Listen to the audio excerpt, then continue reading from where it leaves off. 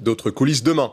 Nous partons maintenant sous les mers à la rencontre d'un poisson mythique, un animal préhistorique qui a survécu à la disparition des dinosaures. Le sélacanthe, que l'on a longtemps cru disparu, a été filmé par une équipe de plongeurs. C'est une première mondiale que vous pourrez découvrir mercredi prochain dans Ushuaïa Nature. Voici en avant-première ces images exceptionnelles commentées par Arnaud Lapère. C'était un rêve de naturaliste et un défi technique.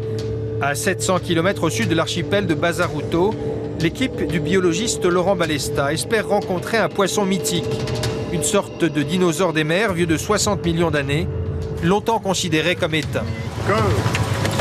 Jamais aucun plongeur autonome n'avait réussi à les approcher. Jamais avant cet instant, qui a exigé 10 années de préparation et de mise au point technique.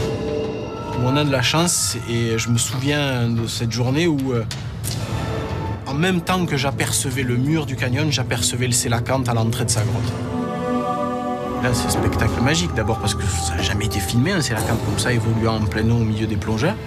Et puis, on voyait toutes ces particularités anatomiques en activité, en fonction. Toutes ces nageoires pédonculées qui tournent un peu comme des hélices au ralenti, ça n'a rien à voir avec la nage d'un poisson traditionnel. C'est fascinant. De rares spécimens figurent dans les collections, comme ici au Muséum à Paris. Cet animal est à la charnière entre la vie aquatique et la vie terrestre.